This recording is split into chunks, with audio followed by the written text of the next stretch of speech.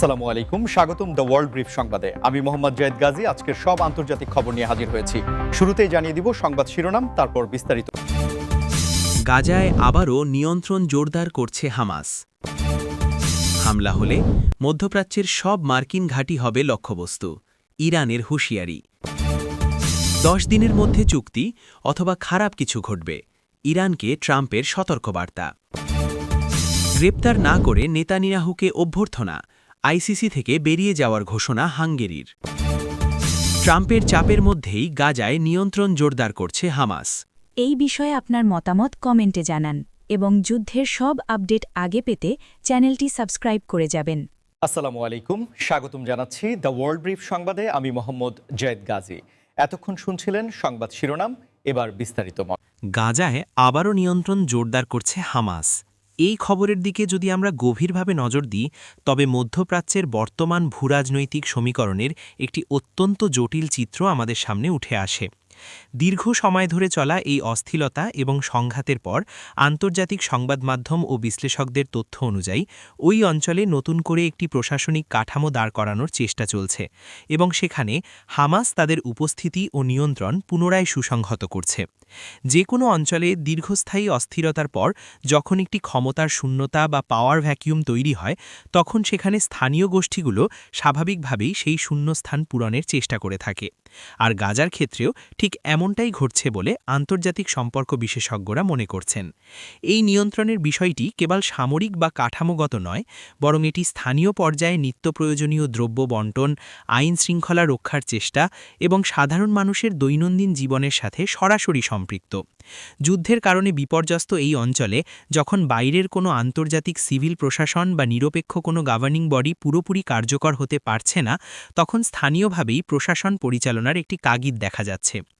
আন্তর্জাতিক সম্প্রদায় এবং মানবাধিকার সংস্থাগুলো দীর্ঘদিন ধরেই ওই অঞ্চলে একটি স্থিতিশীল পরিবেশ ফিরিয়ে আনার উপর জোর দিয়ে আসছে, কিন্তু মাঠ পর্যায়ের বাস্তবতা অনেকটাই ভিন্ন।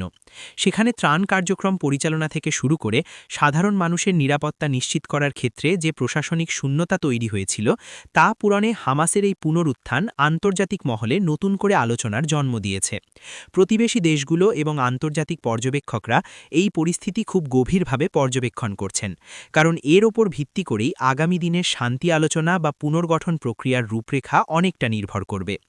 এই বিষয়টি নিয়ে আলোচনা করার সময় আমাদের মাথায় রাখতে হবে যে ভূরাজনীতিতে কোনো ঘটনাই বিচ্ছিন্ন নয়।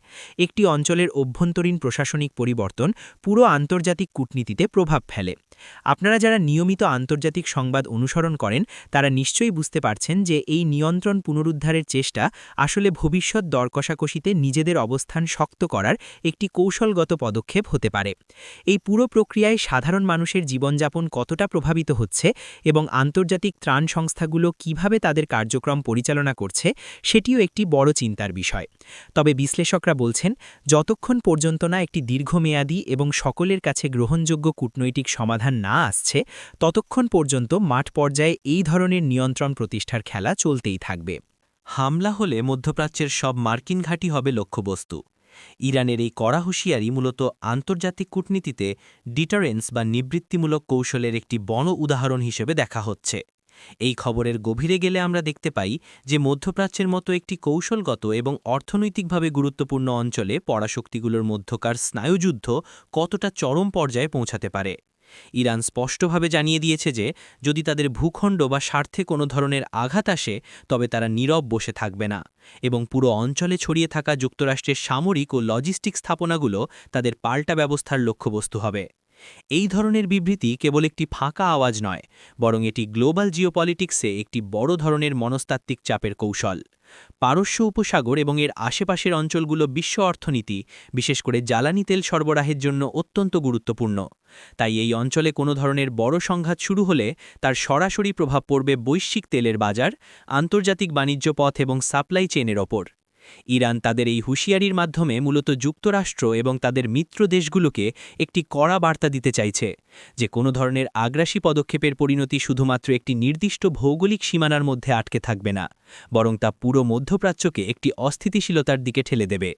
এই পরিস্থিতিতে আন্তর্জাতিক সম্পর্ক বিশ্লেষকরা মনে করছেন যে ইরান এই বিবৃতির মাধ্যমে তাদের আঞ্চলিক মিত্রদেরও একটি বার্তা দিচ্ছে এবং নিজেদের সামরিক সক্ষমতার বিষয়টি আন্তর্জাতিক মহলের সামনে তুলে ধরছে। অন্যদিকে যুক্তরাষ্ট্র এই ধরনের হুমকির বিষয়ে যথেষ্ট সজাগ এবং তারা তাদের মিত্র দেশগুলোর সাথে নিয়মিত যোগাযোগ রক্ষা করে চলেছে, যাতে যে কোনো অনাকাঙ্ক্ষিত পরিস্থিতি এড়ানো যায়। বন্ধুরা, আপনারা যারা আমাদের চ্যানেলের ভিডিও নিয়মিত দেখেন তারা নিশ্চয়ই জানেন যে মধ্যপ্রাচ্যের এই উত্তেজনা নতুন কিছু নয়। তবে বর্তমান বৈশ্বিক প্রেক্ষাপটে এই ধরনের সরাসরি হুমকি পরিস্থিতিকে আরও বেশি জটিল করে তুলেছে।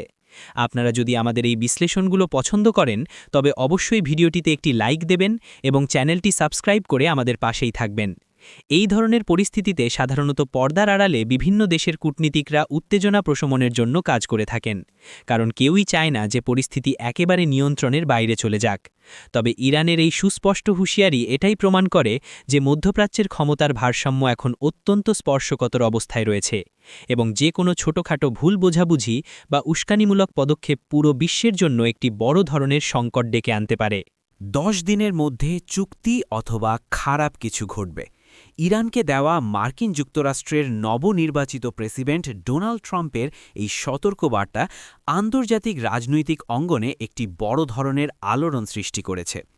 ডোনাল্ড ট্রাম্প তার প্রথম মেয়াদ থেকেই বৈদেশিক নীতির ক্ষেত্রে ম্যাক্সিমাম প্রেশার বা সর্বোচ্চ চাপের কৌশল অবলম্বন করার জন্য পরিচিত এবং এই ধরনের নির্দিষ্ট সময়সীমা বা ডেডলাইন বেঁধে দেওয়া তার সেই চিরাচরিত কৌশলেরই একটি অংশ।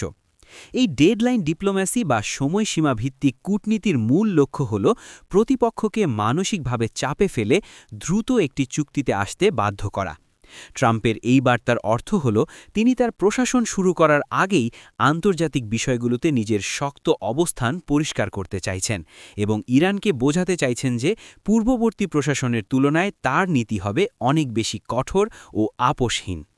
এই খারাপ কিছু বলতে মূলত আরও কঠোর অর্থনৈতিক নিষেধাজ্ঞা, আন্তর্জাতিক বাণিজ্য থেকে ইরানকে পুরোপুরি বিচ্ছিন্ন করা অথবা তাদের মিত্রদের উপর কূটনৈতিক চাপ বৃদ্ধির কথা বোঝানো হতে পারে বলে বিশ্লেষকরা মনে করছেন।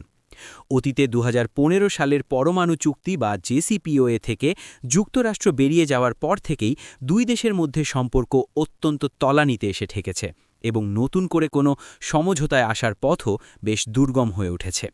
ট্রাম্পের এই 10 দিনের আল্টিমেটাম বিশ্ব নেতাদেরও চিন্তায় ফেলেছে, কারণ ইউরোপীয় ইউনিয়ন সহ অন্যান্য বৈশ্বিক শক্তিগুলো সবসময় একটি নিয়মতান্ত্রিক এবং দীর্ঘমেয়াদী আলোচনার মাধ্যমে সমস্যার সমাধান করতে চায়, কিন্তু ট্রাম্পের এই হঠাৎ দেওয়া ডেডলাইন সেই কূটনৈতিক প্রক্রিয়াকে অনেকটাই ব্যাহত করতে পারে।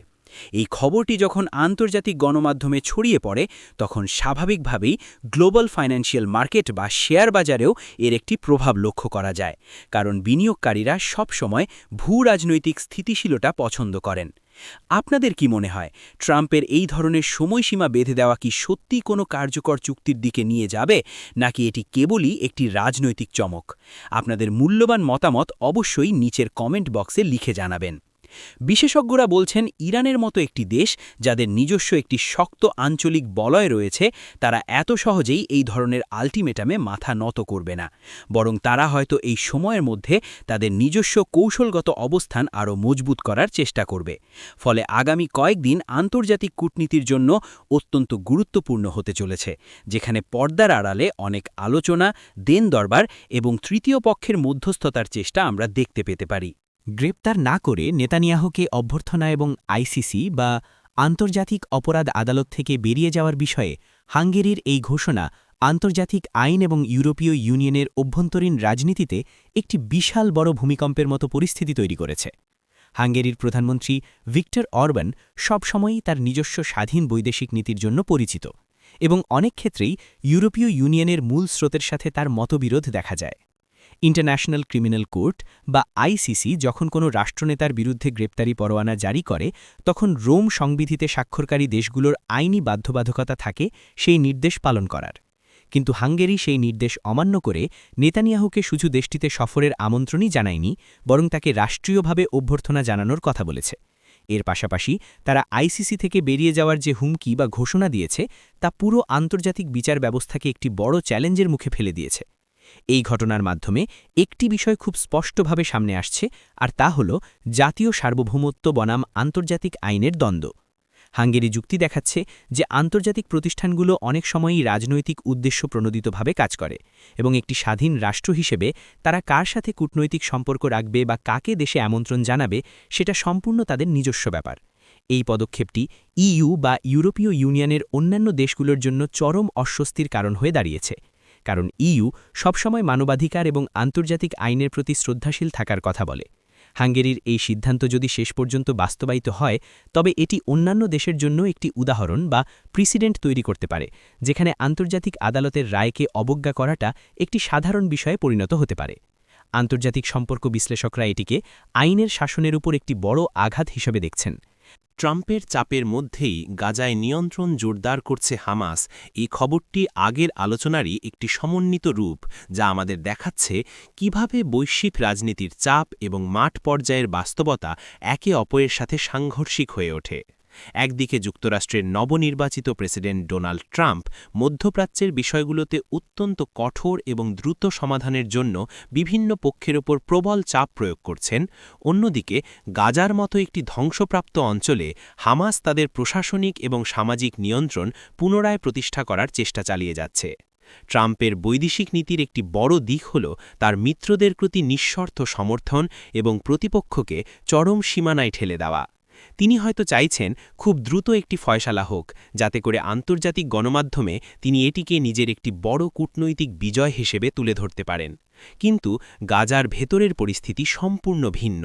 সেখানে মাসের পর মাস চলা সংঘাতের পর যখন সাধারণ মানুষের জন্য মানবিক সহায়তা, চিকিৎসা এবং খাদ্যের মতো মৌলিক বিষয়গুলো নিশ্চিত করার প্রয়োজন দেখা দিয়েছে, তখন সেখানে স্থানীয় একটি সংগঠিত শক্তির উপস্থিতি অনিবার্য হয়ে পড়েছে। হামাস এই সুযোগটিকেই কাজে লাগাচ্ছে। তারা শুধুমাত্র একটি সামরিক গোষ্ঠী হিসেবে নয়, বরং একটি সামাজিক এবং প্রশাসনিক শক্তি হিসেবে নিজেদের প্রমাণ করার চেষ্টা করছে, যাতে যুদ্ধ পরবর্তী যে কোনো আলোচনায় তাদের বাদ দিয়ে কোনো সিদ্ধান্ত নেওয়া সম্ভব না হয়। ট্রাম্প প্রশাসনের দিক থেকে এই পুরো বিষয়টির ওপর কড়া নজর রাখা হচ্ছে এবং তারা হয়তো ভবিষ্যৎ দিনগুলোতে মধ্যপ্রাচ্যের অন্যান্য আরব দেশগুলোকে চাপ দেবে